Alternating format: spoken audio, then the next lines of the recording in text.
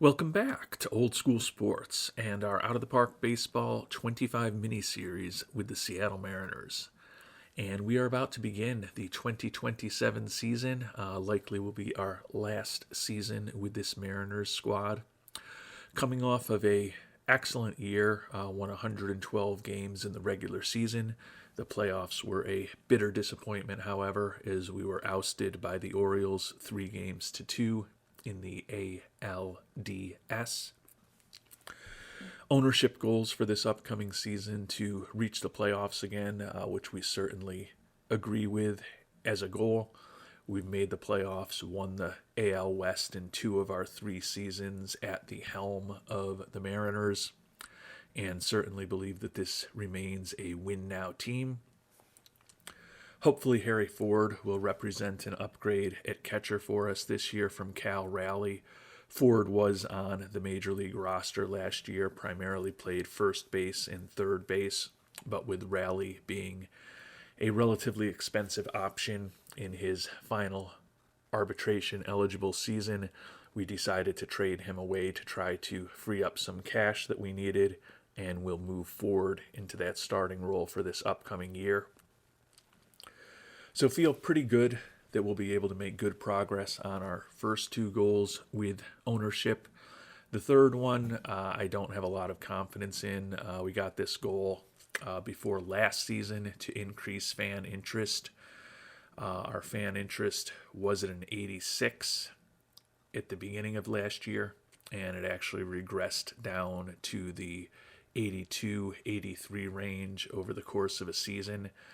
Given that we were, as I said, a 112 win team a year ago, and we still lost several points in fan interest last year, and we really haven't done much of anything to improve that roster this offseason. We basically just tried to maintain it as much as we possibly could, given the financial constraints we were dealing with.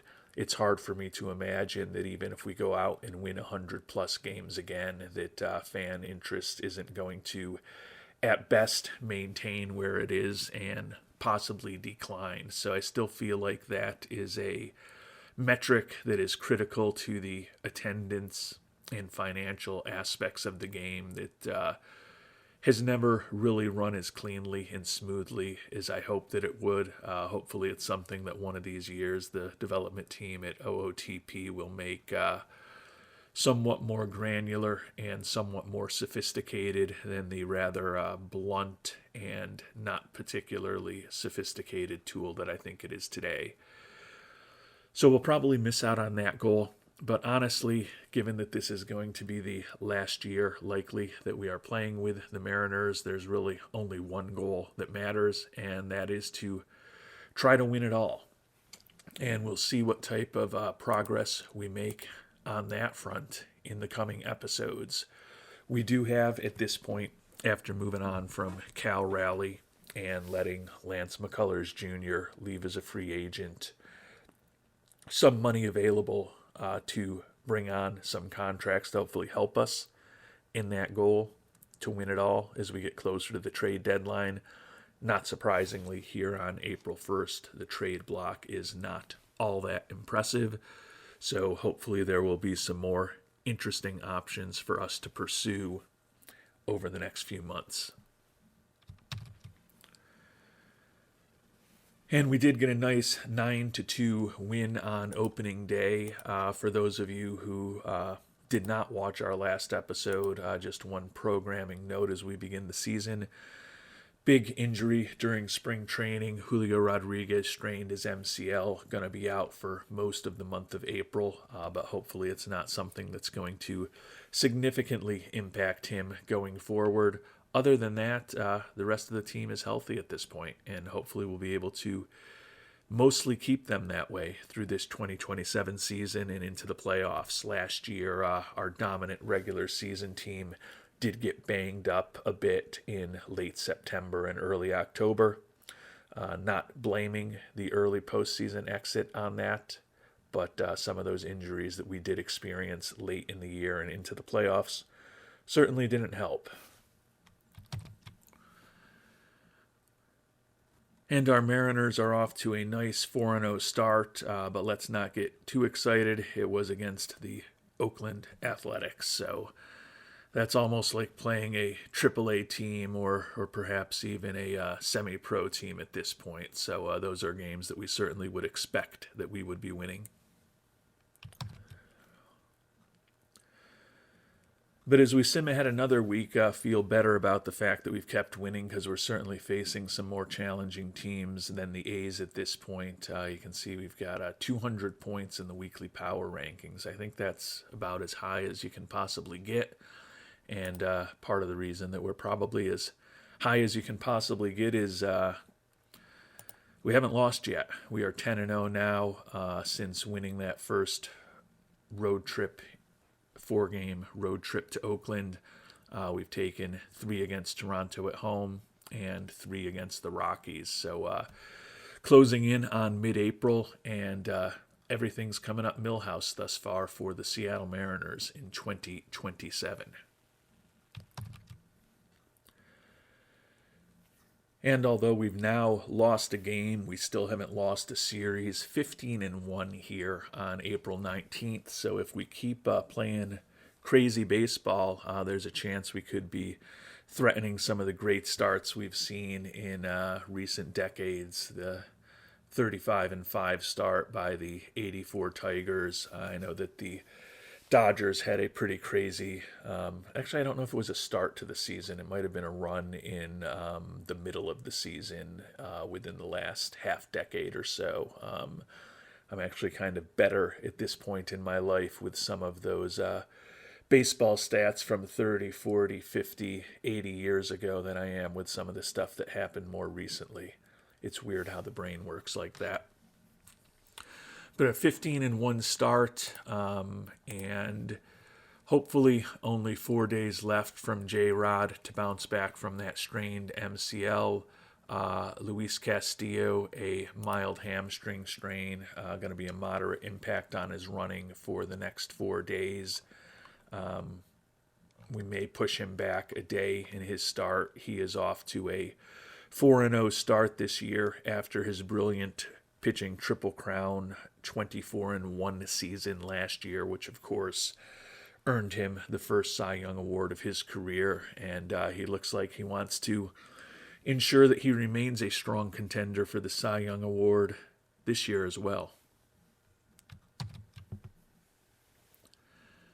And just as I don't want to say I was gloating, but was certainly commenting and pleased that we hadn't lost a series yet, that is no longer the case. We did just drop a 4-game series in Texas, lost the last 3 games in the season to last 3 games in the series to lose 3 out of 4. So we've now got a 3-game losing streak as we head into a weekend series in Minnesota before coming home for the rest of the month. Still sitting at 16-4, so still having a really good year. Good news is that J-Rod is now healthy and ready to come back, and we did bump Castillo's start back a day to give him time to get completely rested and healthy, and he is completely healthy. Bad news is that J-Rod, at the age of 26, is coming back from that latest injury, is fragile physically, which is certainly not good for the long-term play of this Mariners franchise. It's kind of interesting that I believe a new commenter, was mentioning earlier this morning that J-Rod had become fragile in a sim that he's playing with Seattle as well, and he spent a lot of time in the player development lab trying to build him up through strength and conditioning, and that might be something to consider right from the outset for those of you who are playing with the Mariners, and certainly something that I'm going to think about more in the development lab for key players when I begin my long-term OOTP 25 simulation, hopefully in the next week or so. So we'll do what we can to keep J-Rod healthy and well, but certainly the fact that he's now fragile in terms of his injury proneness is going to make it a little more challenging to ensure that he'll remain healthy, particularly when we need him in October. And we bounced back from losing the series in Texas by winning 2 out of 3 against Minnesota. So as we sit here on April 26th, we are already 5.5 games up in the AL West, our 18-5 record, although no longer looking like we're going to get off to a truly legendary start this season, is still the best in baseball. So things are going well. We also did just add J-Rod to the Major League roster. Had him down in Tacoma for a couple days. Hopefully shook a little bit of the rust off. Perhaps made an interesting roster decision. We kept up Julio Carreras, who spent all of last year in Tacoma with us. He is in the starting lineup against left-handed pitching for us. Pretty versatile and respectable infielder who has batted .286 in a small sample size. So we ended up sending down the former Rule 5 pick of ours, William Lugo, Rule 5 pick a year ago, spent the entire season with us and was reasonably productive offensively.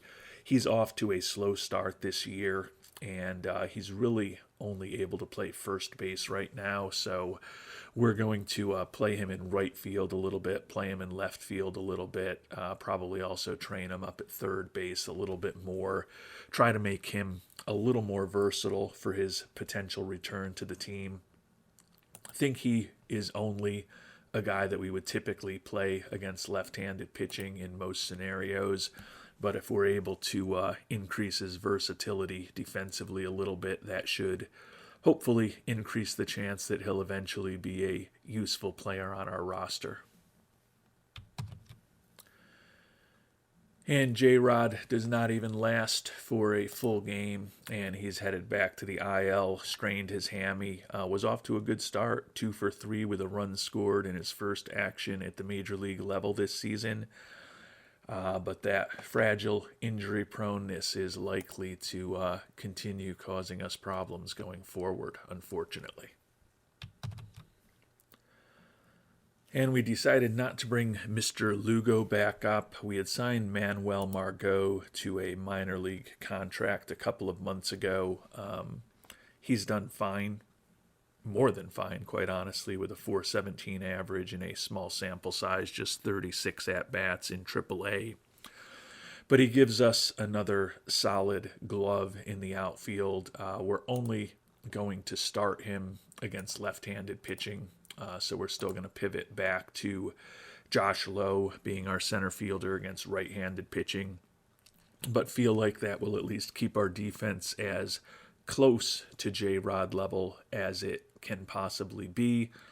One other change that we've made in the lineup, we're having Gleyber Torres right now try to learn how to play left field on the fly. He's got some ability to play there, but it's not a position that he's played incredibly often over the course of his career, as you can see.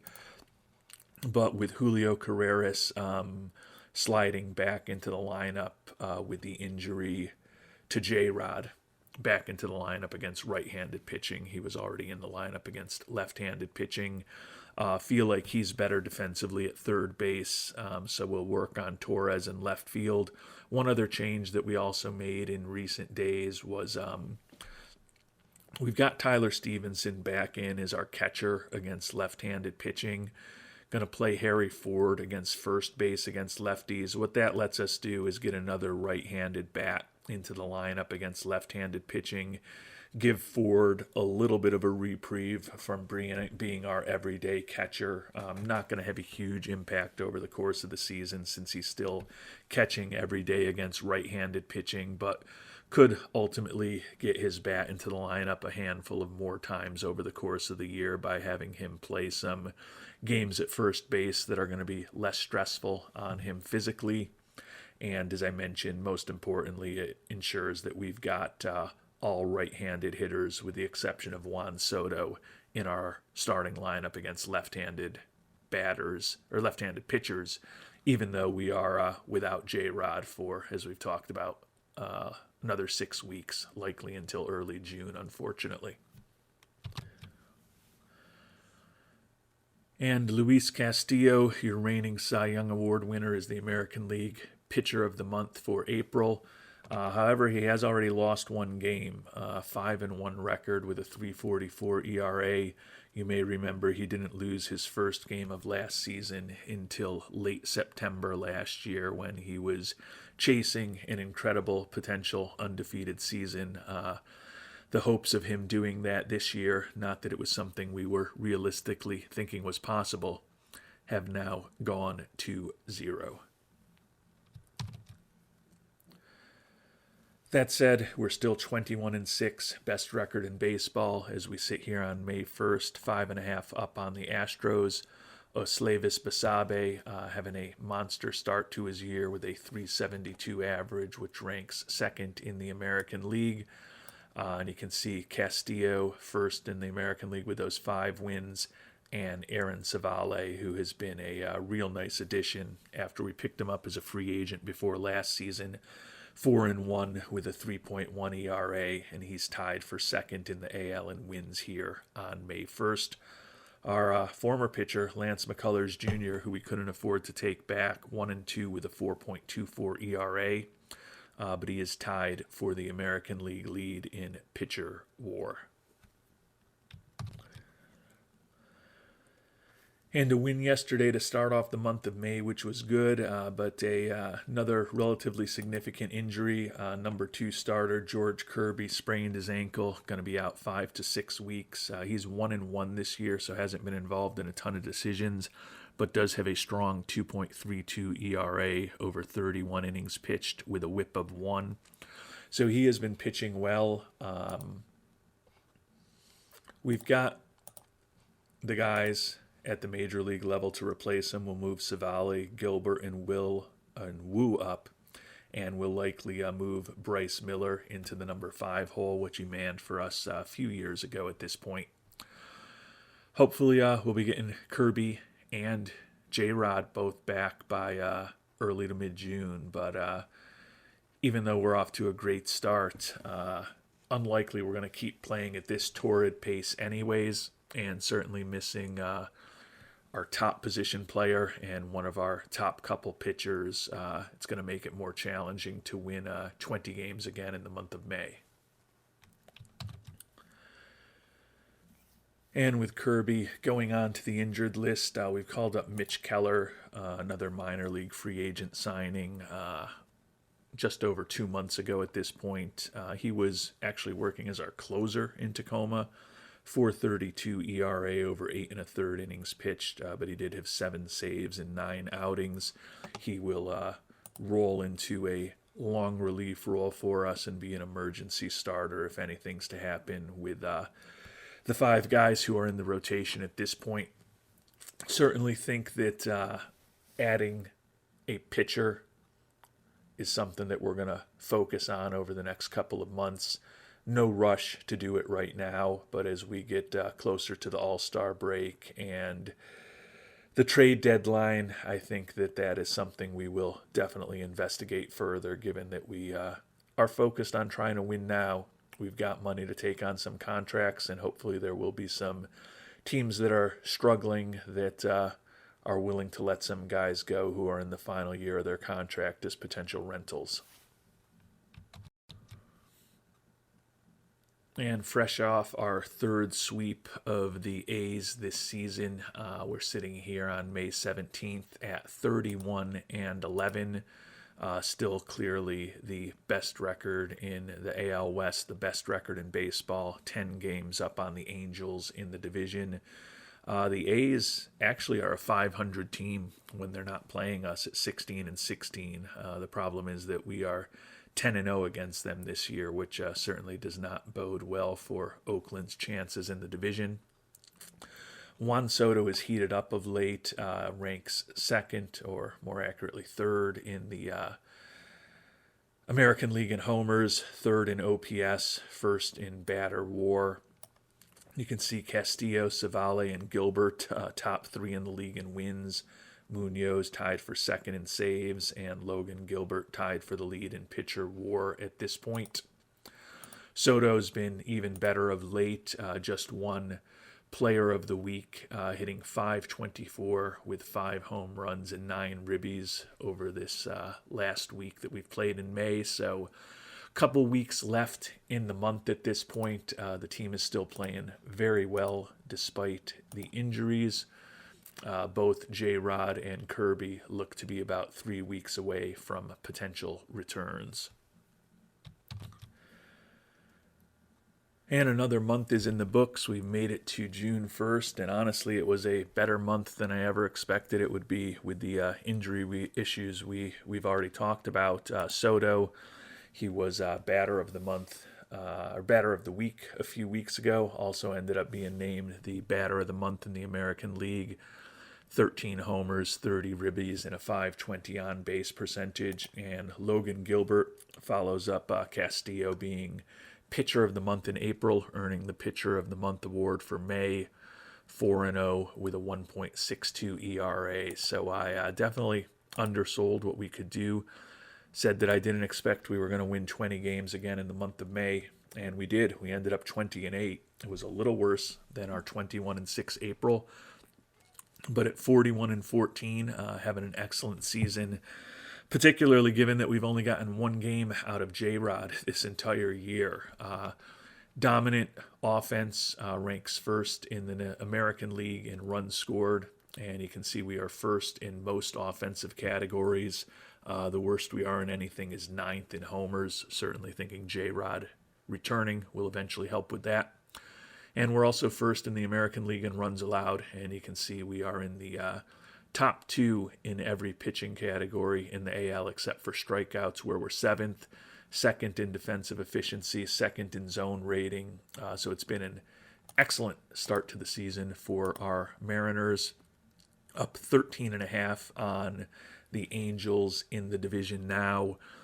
Soto perhaps chasing an MVP award, ranks 3rd in the AL in batting average, tied with Aaron Judge in homers to lead the league, 2nd in ribbies, 1st in OPS, 1st in batter WAR.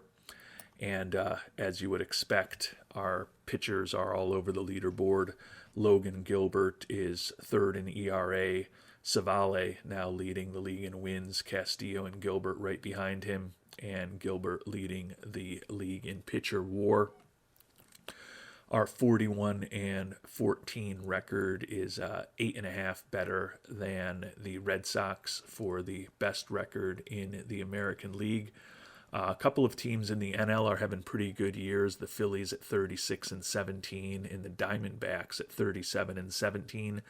So we're only 3.5 games up on the Diamondbacks right now for the best record in baseball. But again, if you told me that we would be sitting here on June 1st with the best record in baseball, with J-Rod having only had 3 at-bats on the year and Kirby having been out for most of the month of May, I certainly would have taken that at the beginning of the year. Hopefully we'll get those guys back in the next week or so, and most importantly, hopefully they'll be healthy come playoff time.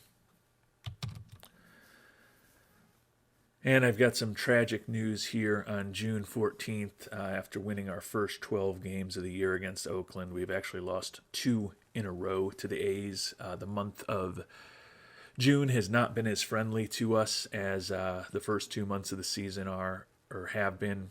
We've already lost 7 games here in the month of June. 6-7 record for the month, so certainly not playing as well. Very importantly, we lost 3 out of 4 against Baltimore, a team that, as we noted, took us out in the playoffs a year ago, and we certainly could be facing in the playoffs again this year if we're able to achieve our ambitions. So have some work to do.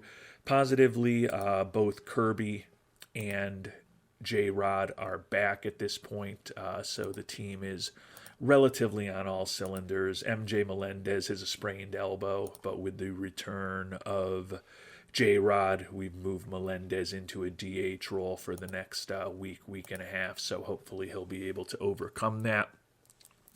Still not anyone particularly interesting on the trade block, but the season's going well.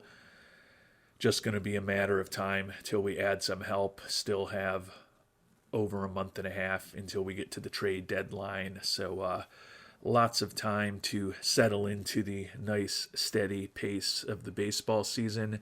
And in our next episode, I could certainly see us making some trades if there's opportunities out there. And another month in the books as we made it to July 1st, 82 games into the season, so a good time to finish up the episode and do our mid-season review. For a third consecutive month, a Mariners starter was the pitcher of the month, Luis Castillo, earning the award for the second time, 5-1 with a 2.61 ERA in the month of June, 12-3 on the year with a 2.95 ERA.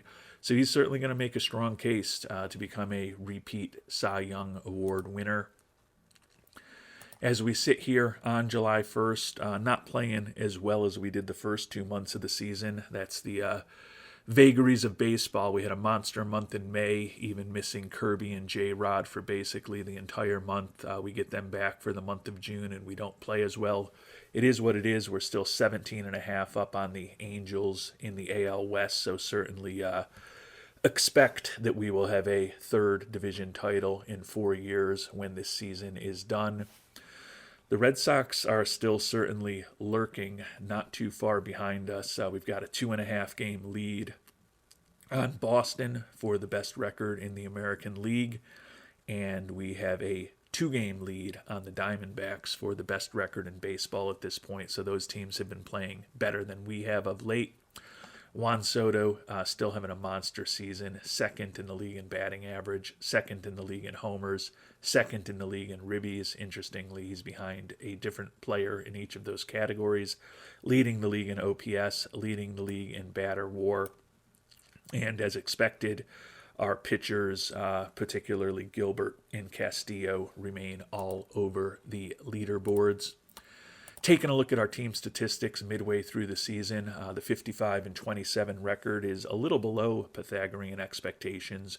We were barely above 500 in that month of June, so we're playing our worst baseball of the year right now.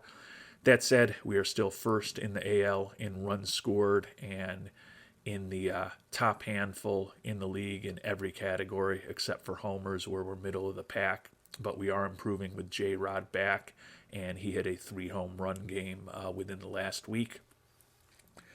And we're still first in the American League in runs allowed, and we are in the top 5 in every pitching category, and third in defensive efficiency, fourth in zone rating. So a pretty solid performance thus far by the Mariners on the field here in 2027.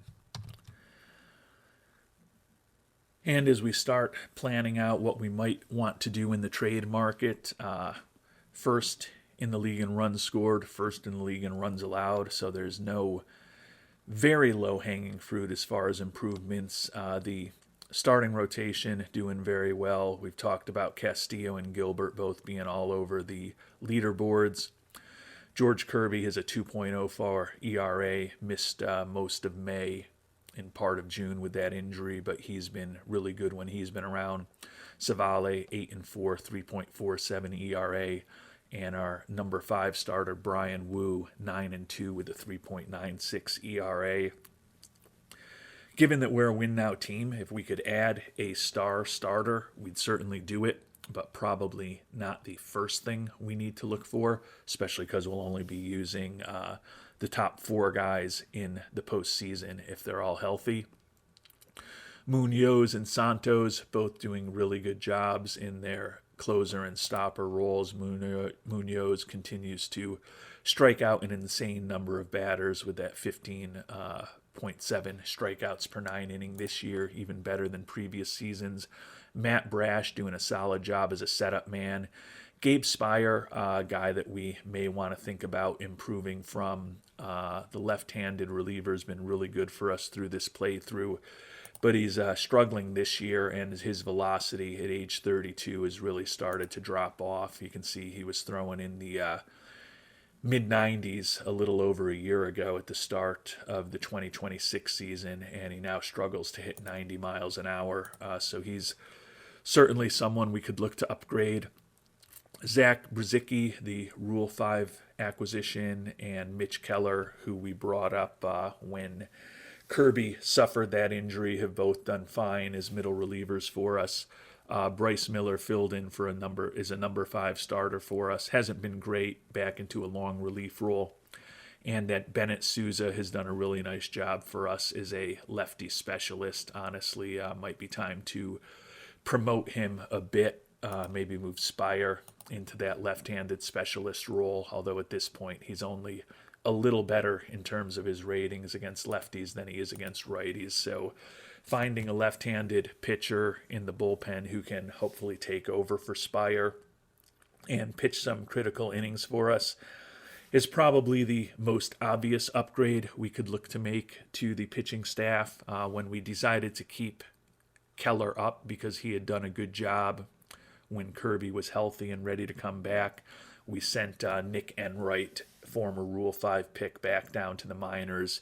He had pitched to about a 5 ERA in the majors this year, so he wasn't doing a great job in the bullpen either.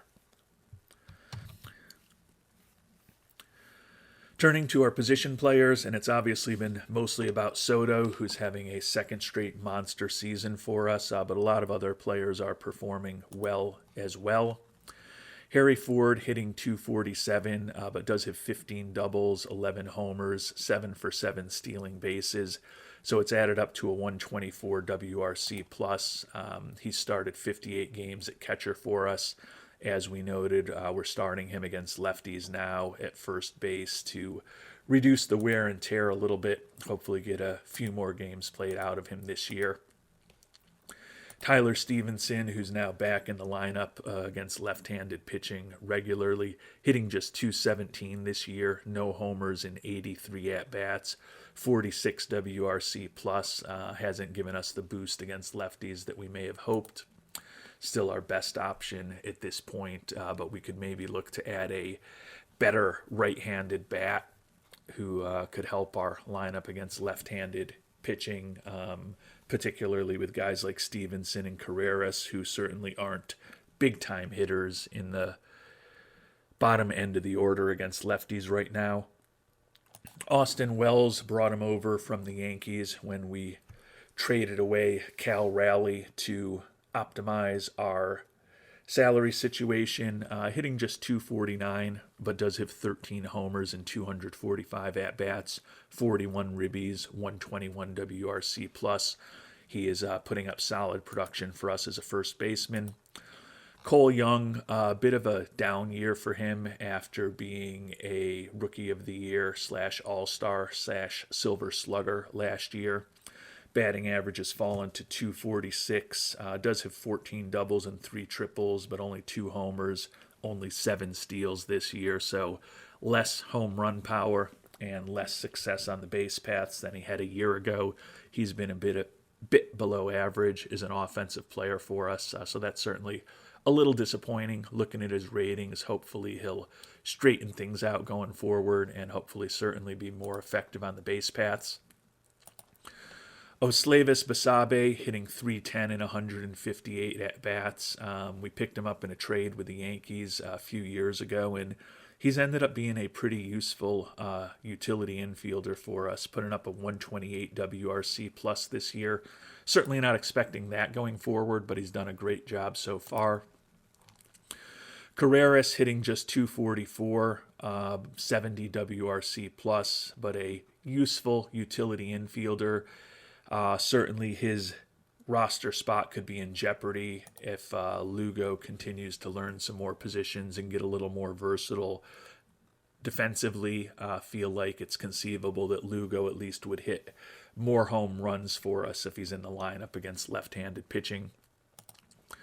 Gleyber Torres, .258 average, 8 homers, 50 ribbies, and 291 at-bats. Slightly above average offensively.